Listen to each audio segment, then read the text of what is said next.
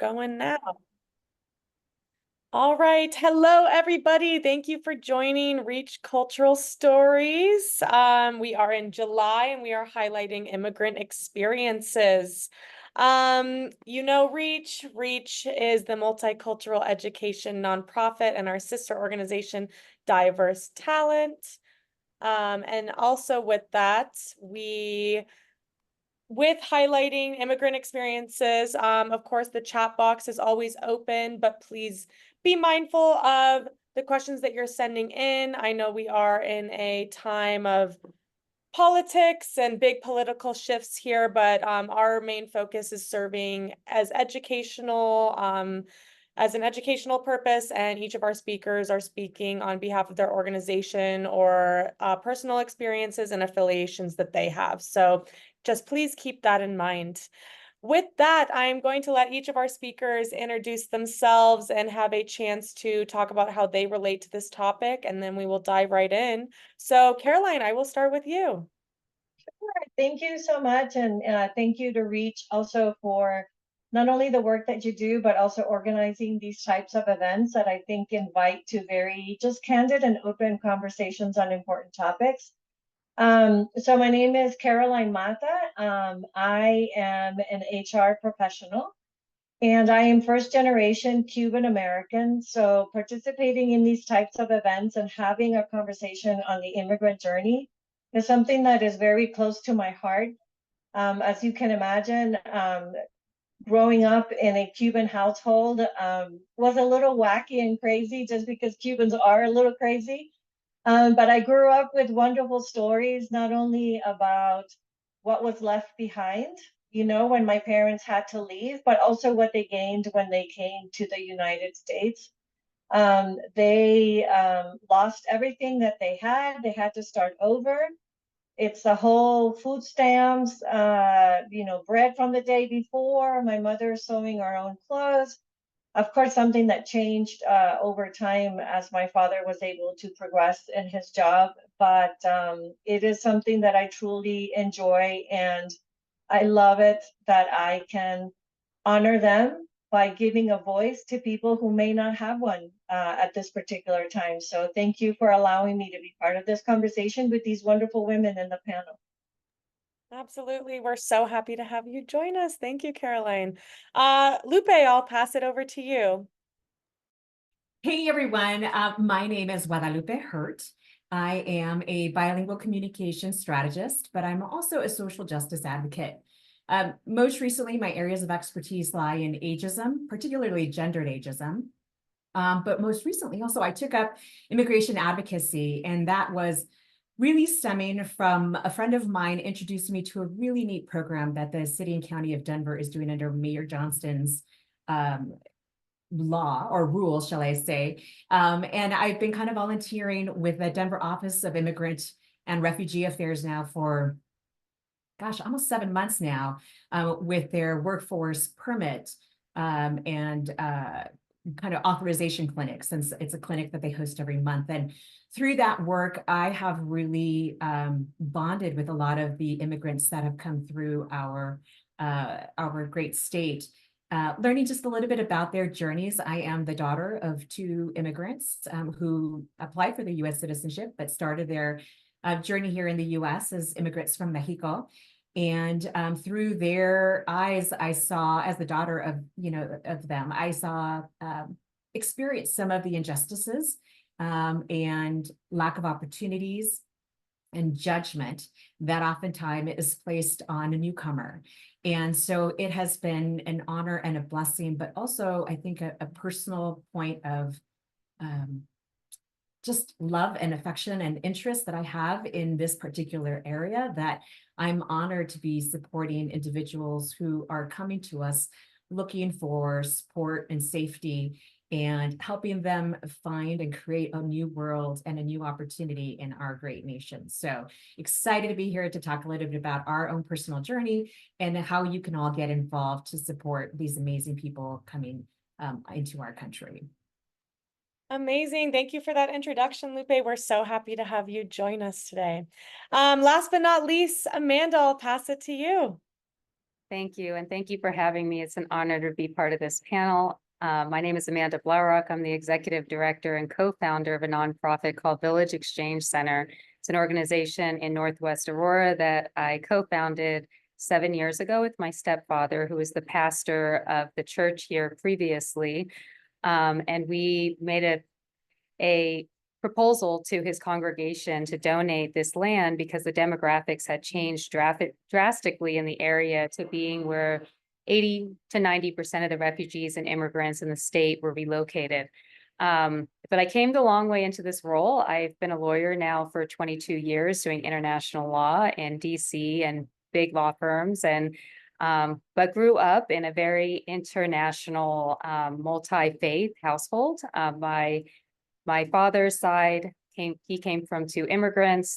He's Jewish, Russian, and Hungarian Jews. And then my mom's side, Sicilian immigrants from Sicily. So it's been a very interesting upbringing of going to a Japanese Buddhist temple since I was 6, learning Japanese for 10 years, and then just being in a multi-faith, multicultural household. And really excited to talk about kind of what we do here, which is now serving over 60,000 immigrants from all walks of life and probably 42 different countries of origin.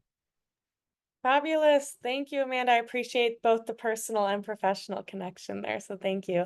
Yes, thanks to all of our speakers. We're really excited to dive into this conversation. So we're just going to head right into it. First question I have for you three is, can you describe your role in the immigration space and the key responsibilities that you handle in this position?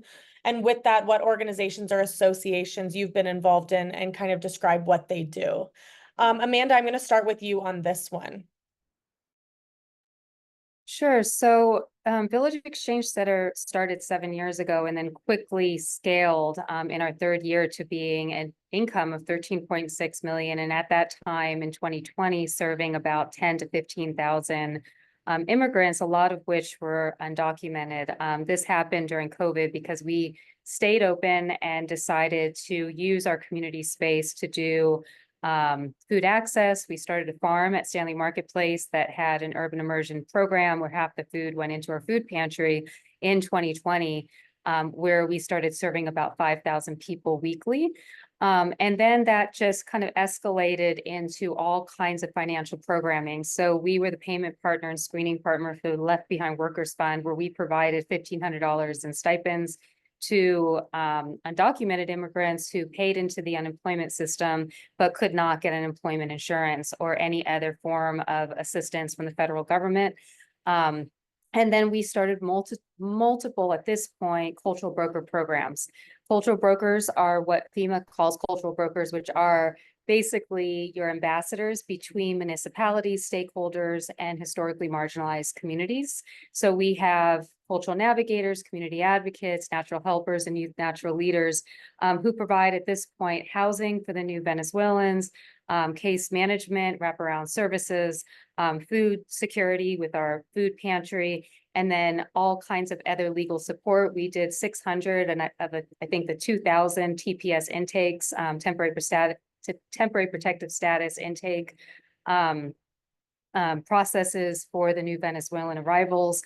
So we really kind of sit in a place that's on the border of Aurora and Denver, about 3 blocks away. So it has put us in a position where, people don't really know the lines between Aurora and Denver. So we have, as a community center, just an open space that dignifies everyone and is a safe place of belonging.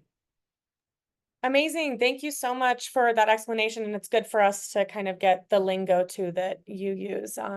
Thank you. That's very helpful. Lupe, I will pass it to you. Yeah, no, that's fantastic work, Amanda. I didn't realize it was such a big scope and undertaking. That's huge. Congratulations. So as I mentioned kind of in my intro, so I am working, I'm a volunteer now for almost, like I said, 7 months or so with the Denver Office of Immigrant and Refugee Affairs and the Agency for Human Rights and Community Partnerships. And my role at the work authorization clinics really kind of comes in, and I meet with immigrants that arrive primarily from Venezuela that are applying for work authorization visas so that they can start to create a living for themselves.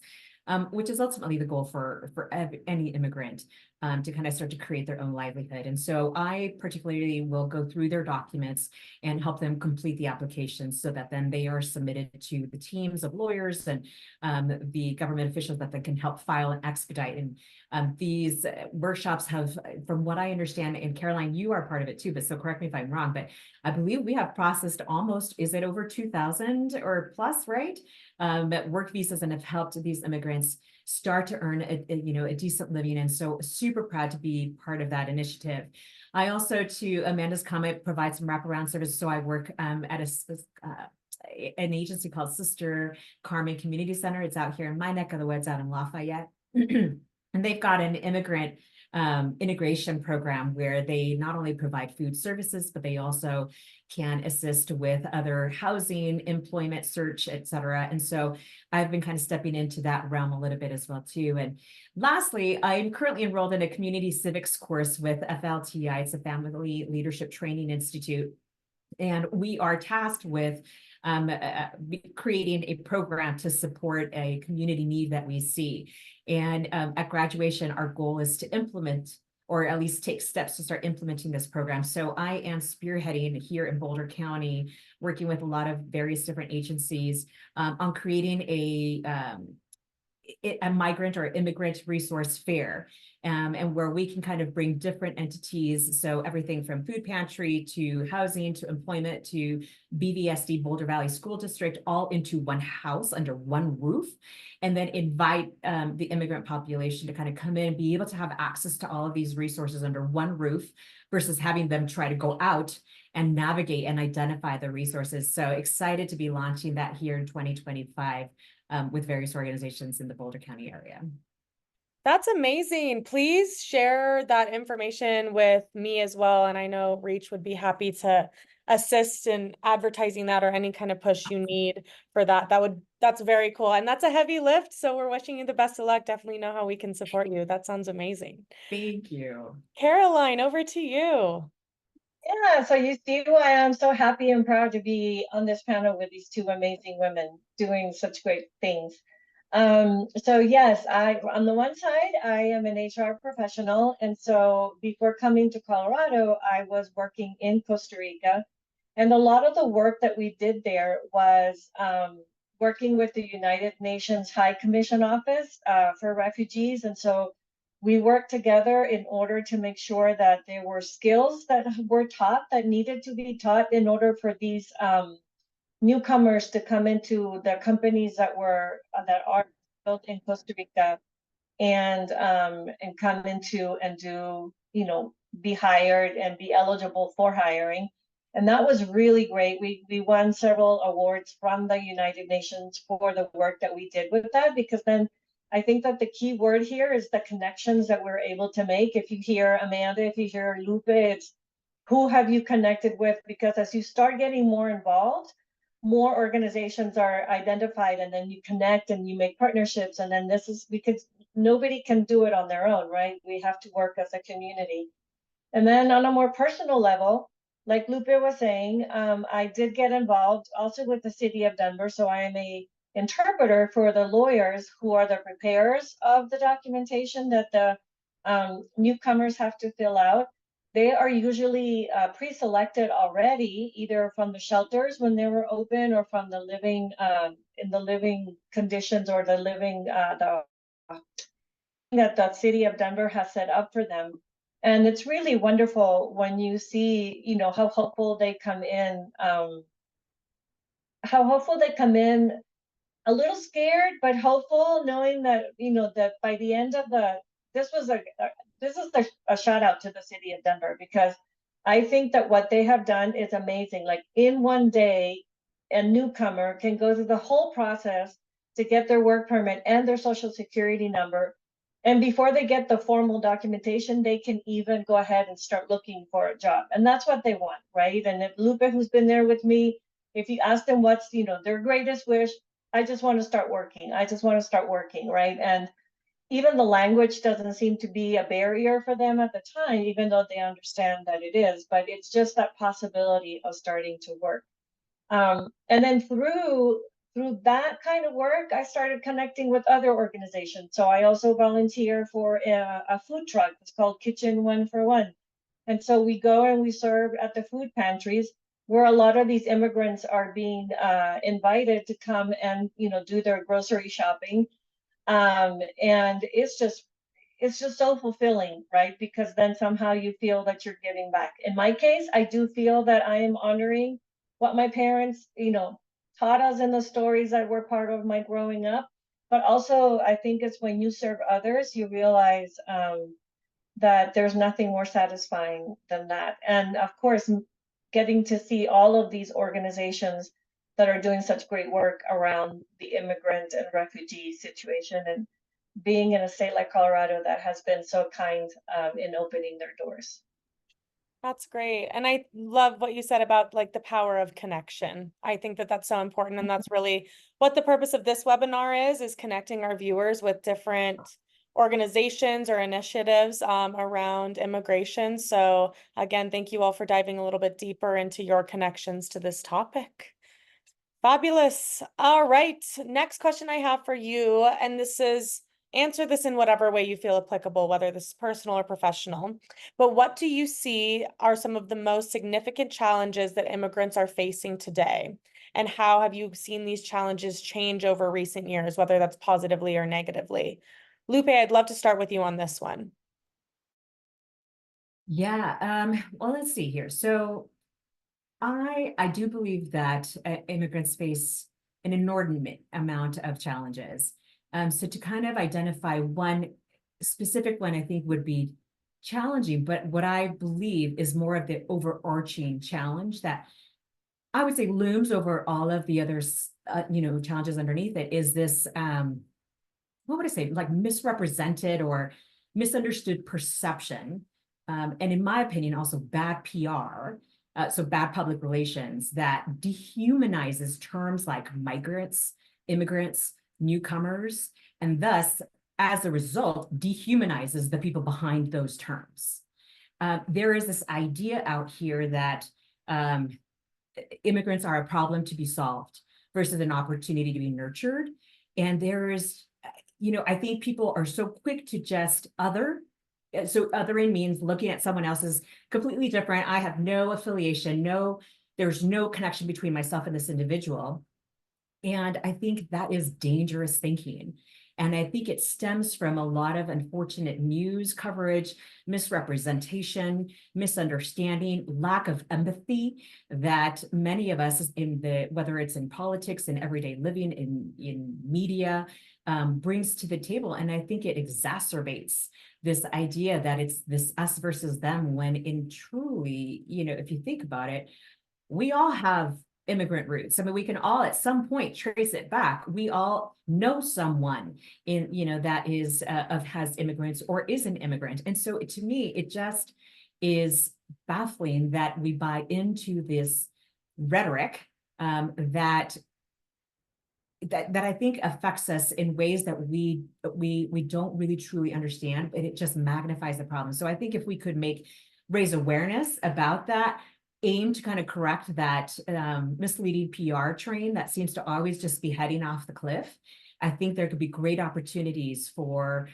creating people or being able to see people first versus seeing the problem that seems to be always center staging everything.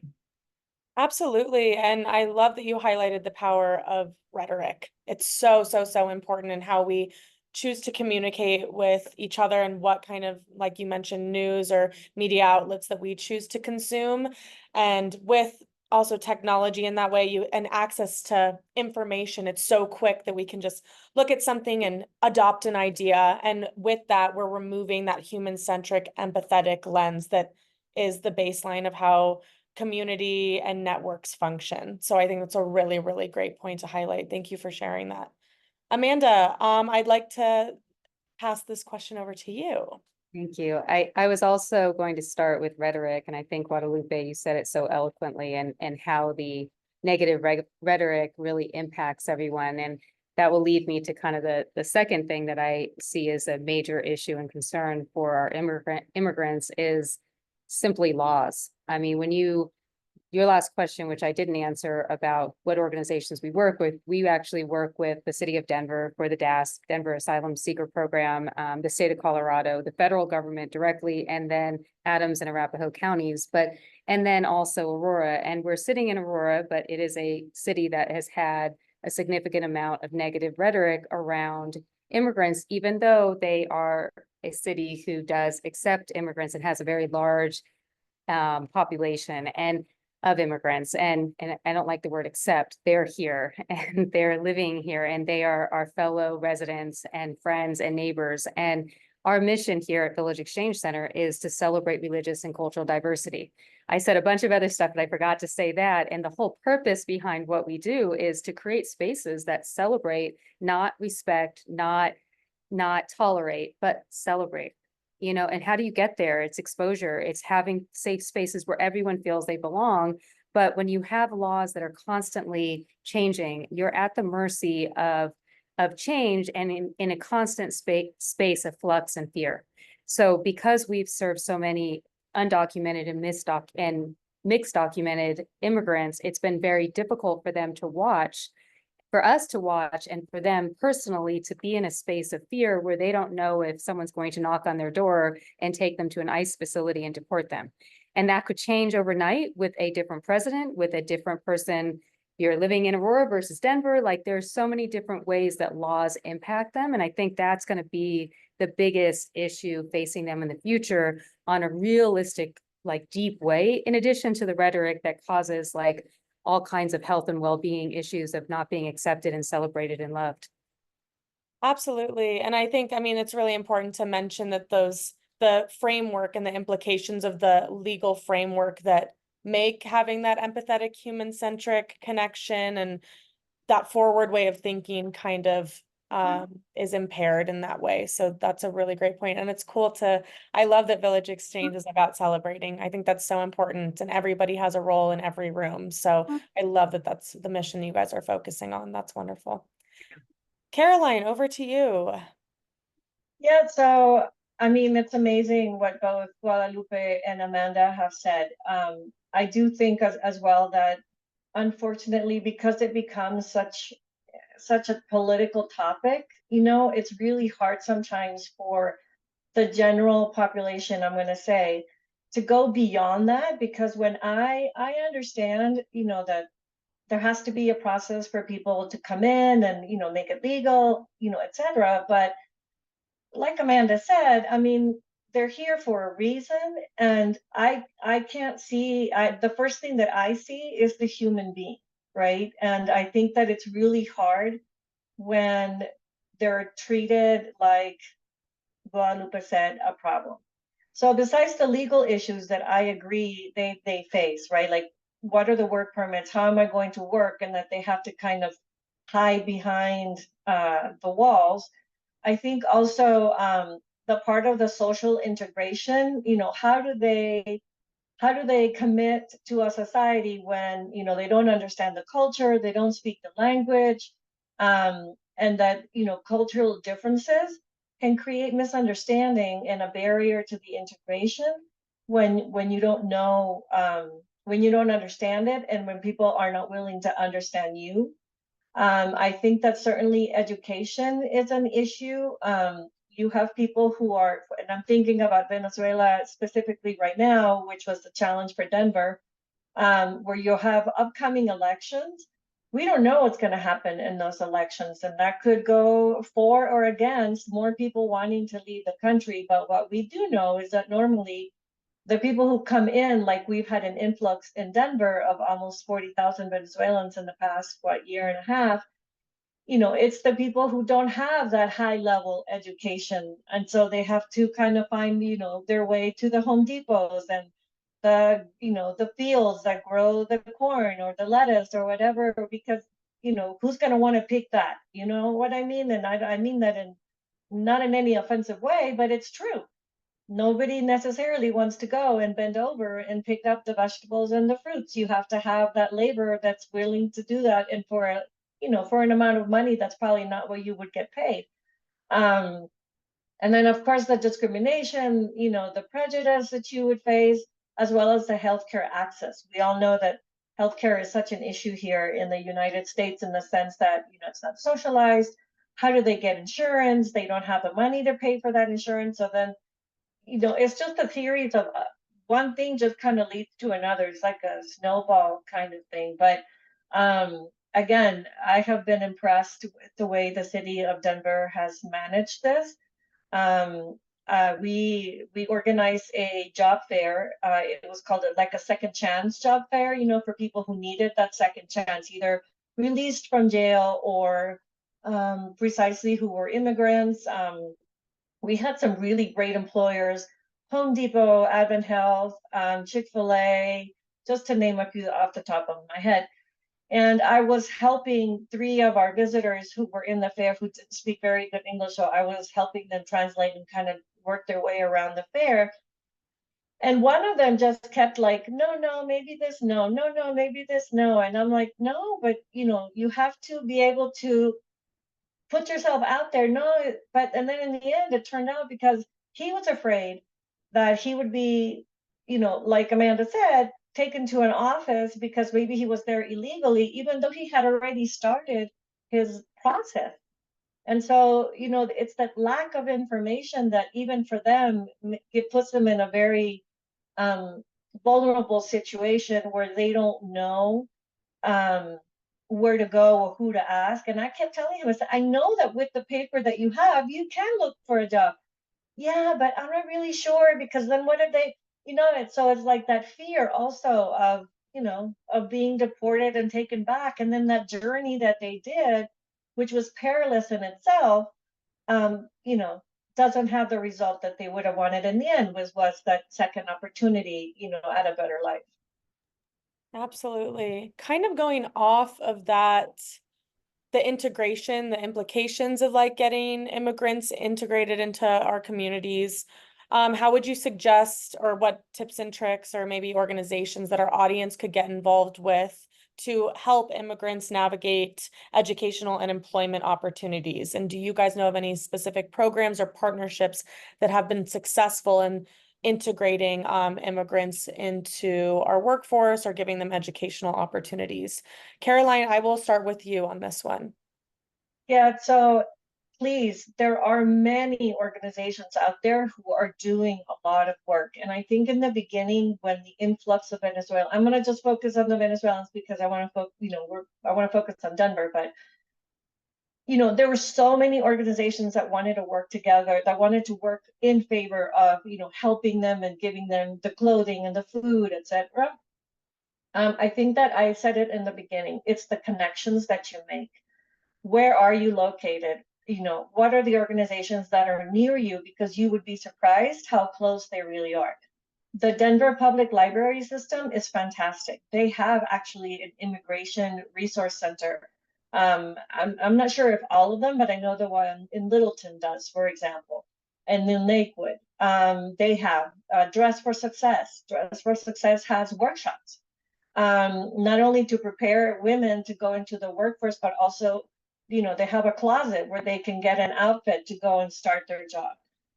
There's an organization called Community Works. Community Works not only, connects people with RTD, to get them bus passes and teach them ESL and teach them computer lessons, but actually has trade workshops. And then at the end of the workshop, they actually bring in employers who would want to hire them for that.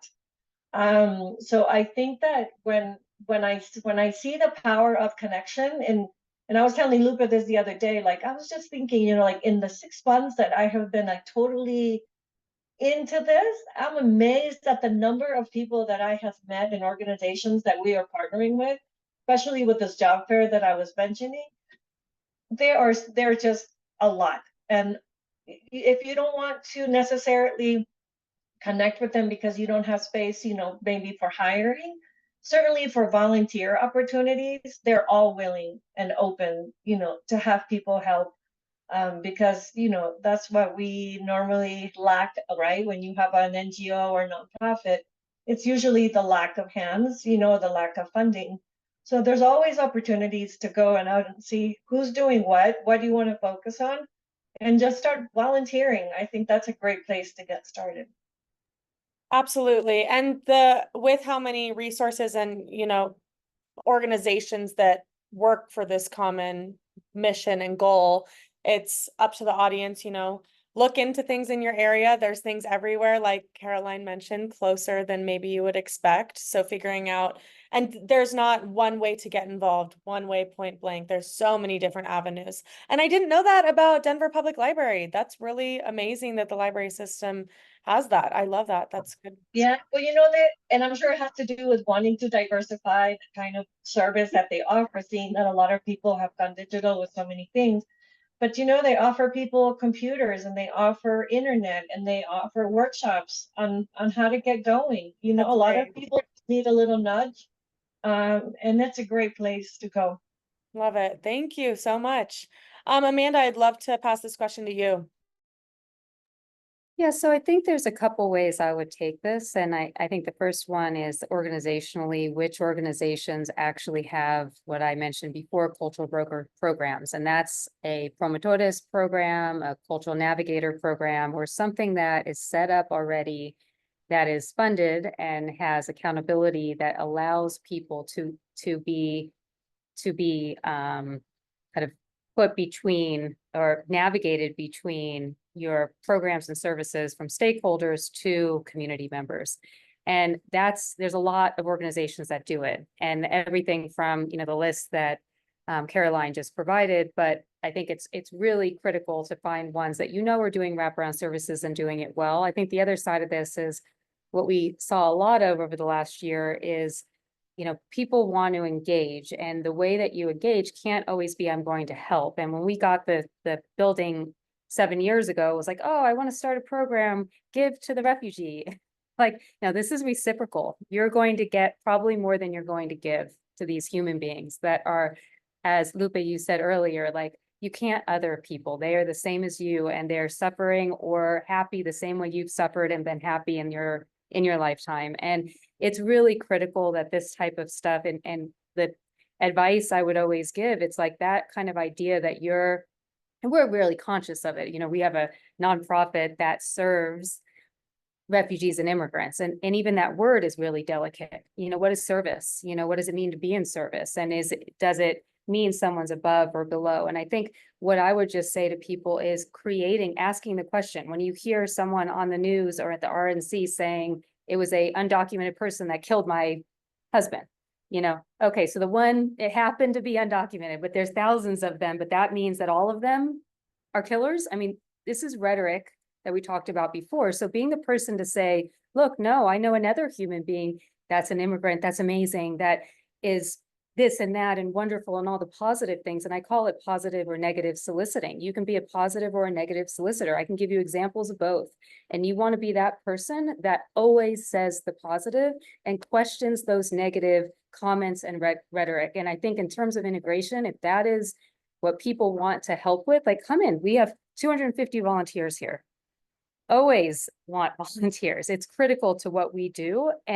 But the people who come, we want to make sure that they're honoring, and we have music playing, and it's a nice time to meet human beings, and it becomes fun for people. And that we try to just create dignified spaces.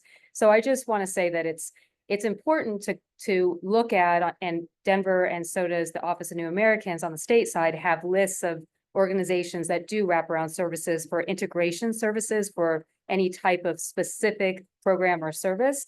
But really look at like what you want to get involved in, and then your personal actions and words.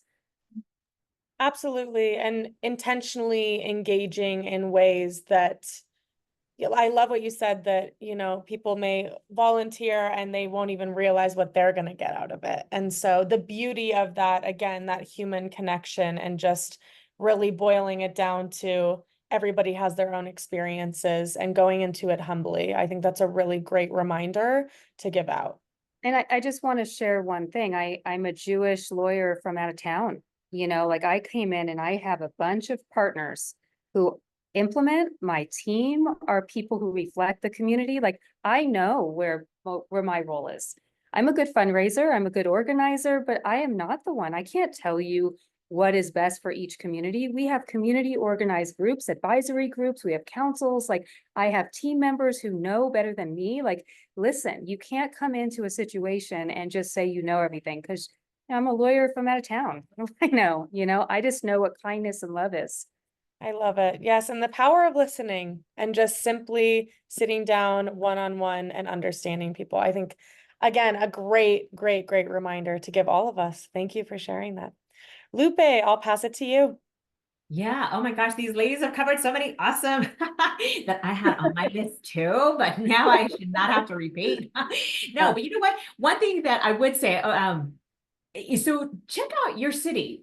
Most cities actually have boards and commissions that are dedicated to advocating for particular issues that impact that community. So for example, in Denver, they've got like the Office of Immigrant and Refugee Affairs. I know that, for example, in Lafayette, they've got a human rights boards and commission, and these are open to community members. So look at your backyard and what boards and commissions can you serve on to help advocate, enforce, create new opportunities, legislate for new programs that might be introduced under that umbrella, and be able to actually affect change and take it to your city council members, take it to your legislators, so that you can support the nonprofits that are on the ground and on the boots doing the work, but through government you can also affect and help kind of create and advocate for more more inclusive laws and regulations and programs that serve this growing community that isn't going anywhere.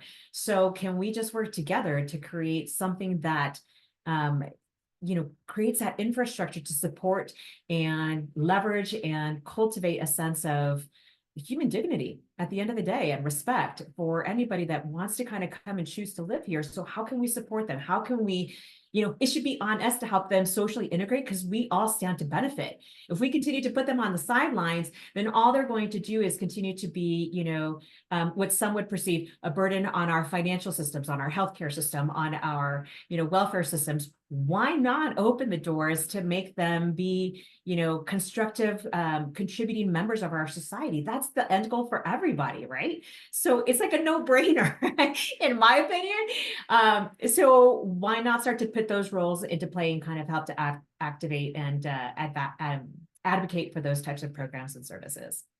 I love it. And absolutely, it's like you guys keep mentioning, it's happening. How can we, as a community and as individuals, continue to support the immigrants that do come in so that they can thrive? Like Caroline, like you mentioned, they want to work. They're in here. And it's so great that the city and county of Denver is doing so much to make it a speedy process. But it's so important to have them feel supported in their initiatives. And again, immigrating here is a huge deal, something that most of us, or some of us at least, don't ever have to think about. So meeting them with grace where they're at.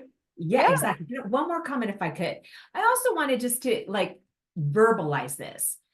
Just because someone doesn't speak English doesn't make them illiterate, does not make them uneducated, does not make them stupid. I've come across many immigrants who are doctors, lawyers, government officials who have left their country because they are being either politically oppressed, they no longer feel safe. They are not leaving to come here and just take over and just come here just to come. They are coming for actual reasons that I think you and I need to kind of keep in mind. And I think when we interface with these individuals, we also need to understand that, again, just because they don't speak the language doesn't make them any less smart, doesn't make them any less capable or able to actually be contributing citizens. And I think that's something that we oftentimes associate with immigrants, and it's an attitude that needs to change, because I think we have many smart individuals that could be valuable contributors to our communities if we welcome them and took that lens off of that we just inherit, and we oftentimes just fall under that idea that's totally unfounded. Absolutely, the power of perspective, for sure. And a great reminder for us as well. Thank you. All right, moving on.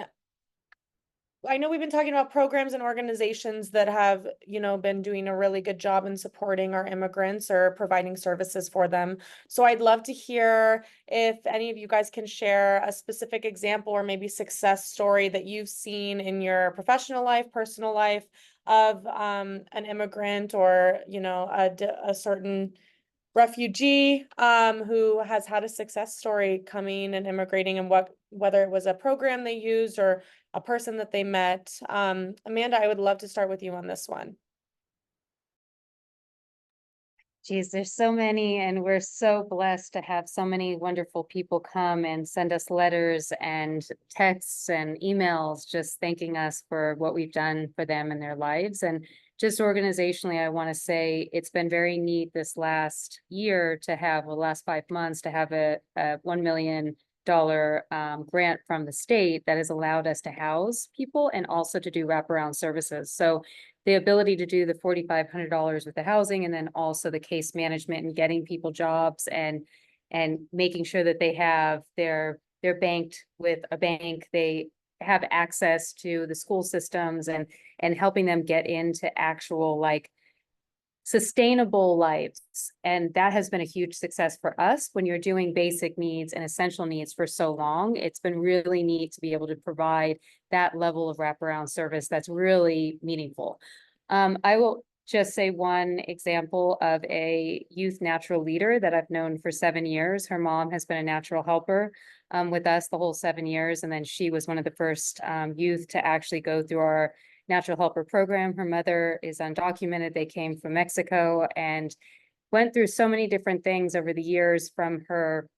A building down the street in Aurora, 17 apartments were on fire. The whole building went down, and her mom and her came to us, and I was able to raise money, and the two of them were able to help me get everyone housed and money to each one of them. And as a young girl, she's always been like kind of in assistance. She's helped at our vaccine clinics where we give $100 gift card, and we've given out probably 2.5 million in cash assistance that way. And she's participated in almost every program. And she recently got into presidential scholarship into Regis University. I was able to get her another grant from one of our donors for her GAP, which is a small amount annually so that she doesn't have to work. And she's just brilliant. And it's just been really moving to see her growth. Yes, and beautiful to watch somebody flourish like that when you give them the opportunity to thrive. I think that's a great reminder to all of us as well. Lupe, pass it to you. Yeah, so I would love to have a story like that. I don't, unfortunately, through the work that I've been doing this point, get to work with someone during a duration of time to be able to see the positive effects of the work that I'm currently doing. So I'm going to just give my mom and my dad kudos. As immigrants from Mexico, they arrived with literally nothing. We just simply just the zealous quest for a better life. And through their hard work, they instilled in my brothers and my sister and I the idea that anything is possible. And I know that is so cliche, but it is true. And I see my mom and my dad, and they both were able to get jobs and be able to provide and get housing, and they became owners, and then started to become community advocates in their own community centers. And I just saw them progress and flourish. But what I loved about them is that they knew firsthand the difficulties that they experienced. And so they always made a point to kind of go out and be that lifeline for someone else. And I thought that was just so beautiful, because my mom, whether she was out speaking or helping, someone who she knew was in need, kind of access specific resources that she was aware of, it was just this constant, like, she just taught us to be good-hearted individuals. And I'm forever grateful for her, because I think that informs my passion for social advocacy, and always, to Amanda's comment, seeing the human first and seeing the person first versus anything else. And I could not ask for a better leader and model, a role model in my life. So super beyond proud of my parents and what they've done and accomplished. I love that. And it's amazing to hear that, they were successful And with that, always wanting to help the next person. And I think all of us can take a little piece of that for sure. And it could be something very simple every day, or it could be a big gesture, whatever it is. But that's also a wonderful thing for all of us to remember. Thank you for sharing that, Lupe. That's wonderful. Caroline, over to you. Yeah, so I have a lot of stories to share from the work that we did while I was in Costa Rica. So I could share some of those. I was a volunteer at a squatter settlement that housed 2,000 Nicaraguan families, 2,000 Nicaraguan refugees who had taken over this particular area. And the foundation of the company for which I worked had built a community center there through another organization called Boy with a Ball, who focused on youth and, kind of teaching youth to get out of the drugs, and that, getting pregnant at 14 was not what you would want to wish for in life, but rather be have an education and so on. And throughout the years, I volunteered there for about 8 years, was in the board of directors eventually. We were able to see 4 or 5 of these young people not only learn English as a second language, but also starting to work in the multinationals that had settled in Costa Rica. And of course, the end purpose being coming out of the squatter settlement and buying a home of their own, having a dignified home in which to live, which is amazing. Like, you go into these places and you come out you go in one person, you come out another person. But I also did want to make this personal, like Lupe did, highlighting my parents leaving Cuba in 1960s. The 60s was a lot of going on. They left their country because they thought they were coming back, and so they left with nothing. My 4 siblings, and then they realized that things were not going to work themselves out, so they moved to Louisiana, where my 5th brother and I were born. So I'm the youngest of 6. And I, every time I go to Miami to visit family, and we go to the American Airlines Arena, and everybody, oh, that's the Tower of Freedom. That's where we used to go pick up the powdered eggs and the milk. And my mother, she learned how to sew, so she became a seamstress so that we could have Christmas and, take us to school in a bike. And so my father was always so strict about us speaking Spanish at home and keeping the stories alive, even though we went to American schools wherever we lived. I would not be here today, I'm sure, if it weren't for the fact that my parents made that decision. Because I look at all these 4 faces, and I don't know, who is out there, but we're all different, but we all have dreams, and nothing about the fact that you have blonder hair than me, or that Amanda is Jewish and I'm not. What makes your dream different from mine? We all have those dreams that we want to achieve, and that's what I always rescue from my dad and my mom, that education would be the one way venue to become, better people and professionals. But also, I love the fact that he did not let us forget who we were, where we came from, what our language was, what our stories are. And usually I use my second last name, which is Guernica, which was my mother's name, because I feel that by using my names, I'm also honoring them. So I find it that when you invest in people, you make them visible and heard, they are definitely, your success rate will be higher than you could ever imagine. Absolutely. Absolutely. Thank you all so much. Those were wonderful. I'm like feeling warm and fuzzy inside hearing that for sure. Thank you. All right, next question I have, and this may be the last one before we get into resources, since we're running a little slow on time here. But what advice or strategies would you give to our audience to ensure that themselves or their organizations have services that are culturally sensitive and responsive to diverse backgrounds of immigrants that you guys work with or that come into our communities? Kind of a big question there. Lupe, I'm going to start with you on that one. what kind of, I'm sorry, what kind of strategies would I? Yeah, or yeah, that's kind of a tough one. So what advice or strategies would you give to our audience?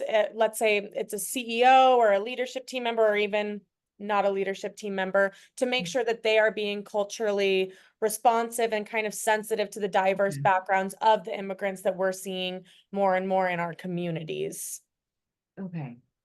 So if it's about being culturally responsive, I would encourage them to, whether it's to do, so are these employees that you're talking about, like people that are within Yeah, there, or is anybody, it just but the immigrant community in it general? doesn't, yeah, it doesn't need to be in the workplace. It could be out Just in the in general. public. It's, yeah, just more general public. Ah, okay. Okay, got you. Sorry. Oh, no, sorry, you're So good. I'm gonna drill it until I can, until the very last one is treat everyone like human first. Period. Don't cast judgment before you judge someone, before you dismiss or even overlook someone. Practice a little bit of empathy and realize I think it was your comment, Leon, where everyone's got a story, or Caroline too. Everyone's got a dream, right? And so who are you to think that your dream, you are more valuable than anyone else? Newsflash, you're not. You take away everything. You take away people's money, you take away people's housing, you take away everything. We are all human first. So I would say, look through those eyes, practice empathy, put yourself into their shoes. If you were fleeing your country for whatever myriad of reasons, how would you want to be welcomed? How would you want to be treated if you ended up in a different country where you are not a resident of? And if you can lead with that type of heart first mentality, I think you will find that your judgment and this confusion, misrepresentation that we're all unfortunately seem to be plagued with in media and everything else will dissipate. And I think you yourself will create a new narrative. And if you go out and you even have conversations with these individuals, when you find yourself volunteering or working to support advocacy, you will find that you are more than capable to create your own narrative and your own interpretation of how these individuals got here, what they need, and you will find that there is much more reward satisfaction when we approach people with a heart-centric idea and approach first versus judgment and accusation. So I would challenge everyone to kind of take that approach first and foremost on anything and everybody. Yeah, treat everyone the way you want to be treated. I feel like that's It's something so we cliche, learn. but so true. So cliche, and we learn it so young, but with us learning it so young, it seems to dissipate as we get older sometimes. So I think that's a wonderful, though it's simple, though it's cliche, it's a wonderful reminder for us to continue to have in any circumstance, work, personal, whatever it is. So that's great. Thank you. Amanda, I'll pass it to you. Yeah, I think this is a difficult one because people often will assume, oh, there's one person here that is Black. And you go to that Black person, you say, oh, what does the Black community think? Or what do you think as a representative? And they're not, and it's not fair to do it. And I think that's kind of something confusing where it puts a lot of pressure on individuals to be a representative for their entire race, ethnicity, or anything else. And there are professionals that do this. If you are looking to be culturally sensitive or culturally responsive in your programming because you have a diverse, either who you're selling to or who's in your actual office, if you don't have a mechanism like a board that's diverse to help you navigate, or a community, like we have, cultural advocacy groups that actually are diverse, that we can say, hey, we'd like to ask you some questions about what your community, can you represent your community? Like, do it with that type of a group. And then also, there's partnerships that you can have. We have a minority business fund for Adams County. It's 1.3 million. And we have brought in as partners the NAACP of Aurora and the Colorado Hispanic Chamber of Commerce. They're the ones helping us make decisions in their respective communities. So we always just bring in the appropriate groups to help us be more culturally responsive and sensitive in our programs. But then there's just DEI and groups that actually will come in, like Nita Mosley Tyler's group. They will come in and talk to your team about how to be more culturally sensitive. But if we're talking about implementation and how you want to be with a demographic that you're not you're not sure how to handle. I mean, in addition to everything Lupe just said, which is start there. But if you're really doing this and you want to do it well, I think getting professional help is really critical. Yeah, and I really liked what you said about being careful with delegating somebody to represent a whole population or culture. That's not everybody's forte, and it's not up to me to put somebody else in that position. I think that's a wonderful point. And I think that's where people really go a little sticky, especially when it's having those culturally inclusive conversations. Well, so and so can represent this culture and so can. No, that's not. I think that's a really, really great point, Amanda. And don't hire one person and say you're diverse. Yes, It's in your exactly. actions and in your programs and your services. It has, I don't care how many you have in one demographic. That's not Absolutely. representative. Absolutely. Super important reminder. Thank you, Amanda. Caroline, over to you. Yeah, I was gonna say something similar to what Amanda just said. I think that one is, you know, from an organization point of view, what does your company really want to be vested in this topic? If you were to ask me, I think that, getting involved in topics like this as a company is not just for my good, it's for the good of Colorado. Like I don't make decisions, oh, just for my company, but whatever I do and as many companies as I can get together, this is also going to be good for our state, right? And so I think that also having that mentality of, being more embracing, and having that more global point of view, again, is this good for Colorado, not just for me? I think it's important. The other one is the DEIB component, the diversity, equity, inclusive, and belonging component. You know, don't just have it as an ornament. How much do you really like? Do you have it just so that people say that you have this in your organization, or just to look pretty, or because it's really going to do things? And like Amanda said, it's coming from the top. We're really vested in this, right?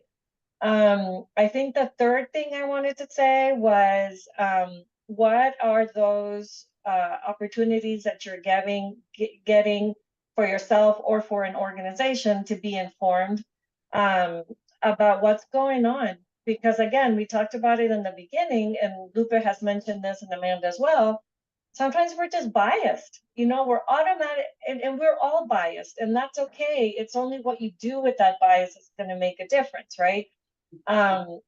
It If I say immigrant, if I say Venezuelan, if I say Haiti, what does that bring to mind? Does it immediately bring to mind, like Lupe was saying, illiterate, incapable, unskilled, et cetera, or does it bring up, oh, this person, I want to know what this person's story is? So I think definitely being involved and being informed instead of just repeating what you hear other people say is critical.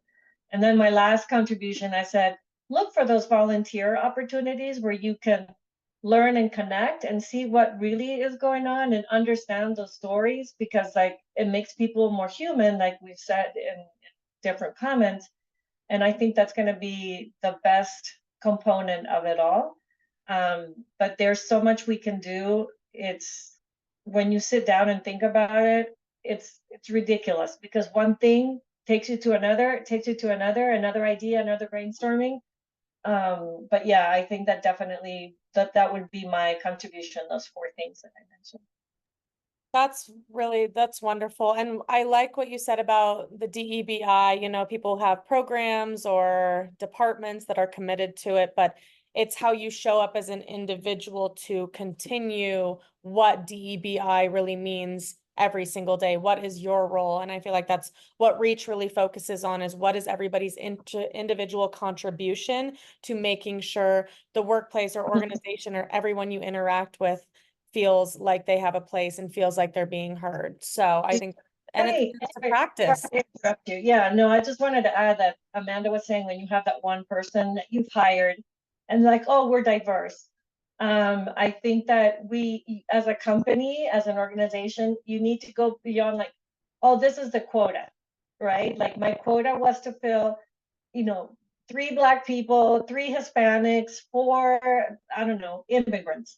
No, it's not about a number. Of course you have to have the skills, but this is where I think sometimes it's just like it's an ornament. It just makes it look pretty, but you're not really vested in it. So it has to go beyond that, right? So yeah, not just a number that you have. Oh yeah, okay, so I fulfilled my 3 diverse employees. Yeah, absolutely. Yeah, not about checking the boxes. And with that, you can't get a DEI certification and all of a sudden your organization is the best place to work at. It just doesn't work that way. It's a practice that every individual contributes to every day.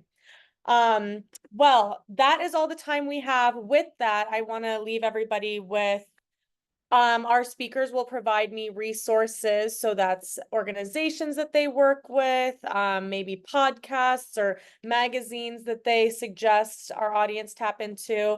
And I will be sharing that resource graphic with our network next week. This webinar is recorded. So if you do want to share this with other friends, family, anything like that, it is a free resource. I do want to pass it to our speakers for any last words of wisdom that they have for us. It's an open table for this question, ladies, so go for it.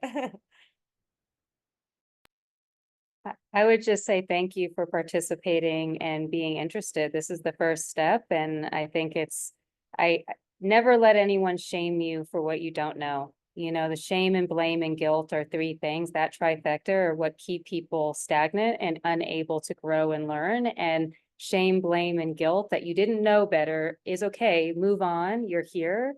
You're able to make the difference today. And I hope that this was helpful for everyone, and we're always available.